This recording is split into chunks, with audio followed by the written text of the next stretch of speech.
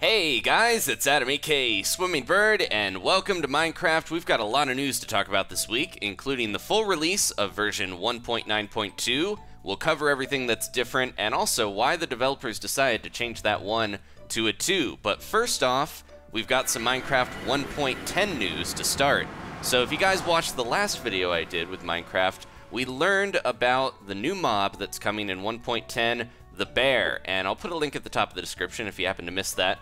Well, lead developer Jeb had some more news to share. On Twitter, he said, "This may be an odd little detail, but it makes a big difference and is the first screenshot from Minecraft 1.10 for the PC, and here it is.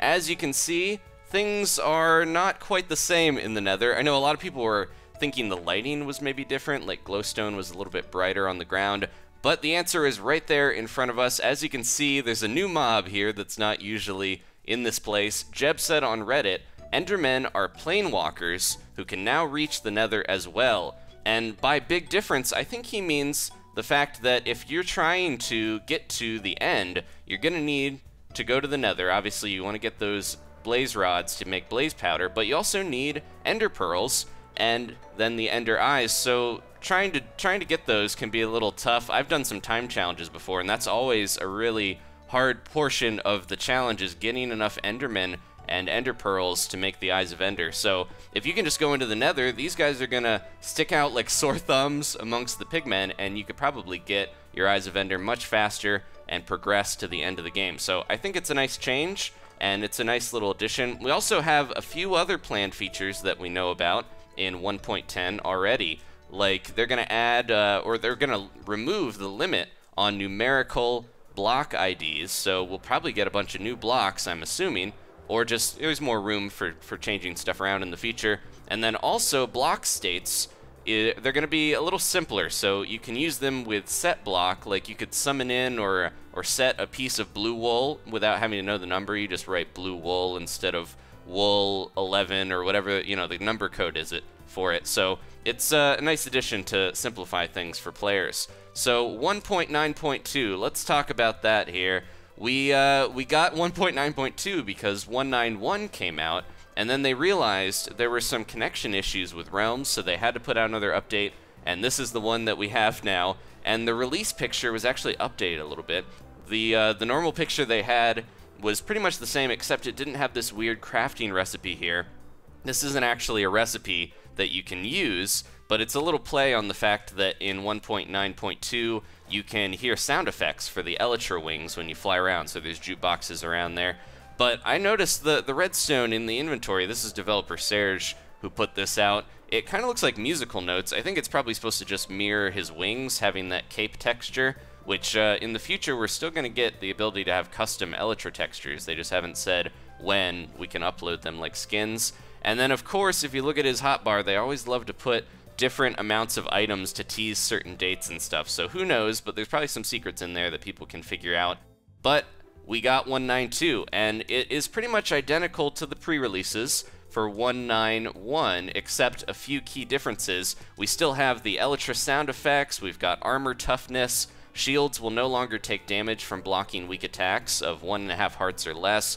The AI is improved, there's an increased tick limit, all that stuff. You can check out that video with the bears in it to to hear the rest of the 1.91 features that were already established. But in 192, you'll notice something about our attacks. The little crosshair is on with the sword, so you can see by default the attack indicator for the crosshair version will be on for players. So it's a little bit easier if you don't know what's going on with the attack speed and cooldown to know that something is a little different with attacking. But the only problem with this is if you've already played a previous 1.9 version, like most of you guys out there I'm sure, you actually have to manually enable it in the options like you normally would, or delete your options text from your Minecraft folder. So most players are not going to have this turned on by default because of that, but it is a thing that the community asked for because it makes it a little easier to understand this new system. And then they also went back, this is very important, they went back on all of those changes. The combat is now, well, not back on the changes from 1.9, obviously, but the changes from 1.9.1, they tried to introduce a bunch of stuff where you could attack a little faster and things, but it messed with the whole system that they set up with the combat update, and it kind of invalidated it. At times, click spamming was faster to kill enemies than timing your attacks, so they luckily stuck to their guns. I think a lot of people were hoping they would go back to it because they came up with this combat system in 1.9, and they wanted to try to make combat a little better and less spammy, but then trying to go back on it and find a middle ground, it just messed things up. So they've reverted things to the 1.9 version of combat, and also you're not able to disable the weak attacks and stuff in the options and everything like that. They took that out. They're sticking with their guns, and I think that's the right decision. I know a lot of people are going to disagree, but at the same time, they changed combat for reasons, and they're trying to keep it how it was. So there's that. And one last thing too. Now this is a little change that I don't think is actually in the game, but I'll mention it nonetheless. So skeletons are actually supposed to shoot less quickly on easy difficulty and normal difficulty than they would on hard. So we'll go into survival mode, and you guys can see the skeleton's gonna start shooting me. We should set it to night so that he can, well, he's going after me now. As soon as I get into my text, that's when he attacks. So we are on easy difficulty right now, and you can see he's attacking once every couple seconds or so. So not too quickly, moderately slow, but still he's strafing around. He's trying to outmaneuver me. But if we set the difficulty here to hard, you can see it doesn't seem like he really attacks any faster. He still spaces them a bit. So this change, if it was intended to be different, it doesn't seem that way to me. But that's just my personal experience here. As you guys can see, it doesn't seem like they're doing anything different. He even hit himself next to that shield knockback. All right, so that's actually it for 1.9.2. I'm sure we're gonna keep getting the tried to fly away, but we can't. We're gonna get the more changes and news for 1.10. I did want to mention once again too, the little Elytra launcher here was made by a YouTuber named GT Experience. This is a fun way to fly around, and I've been using it a little bit. It's a good way to sky pace when I'm talking about new features. So this is a fun little thing. Pretty easy to build too in survival. Whoosh! You can hear those Elytra sound effects well. I got an arrow right in my ear, but that's all right. We're gonna keep flying.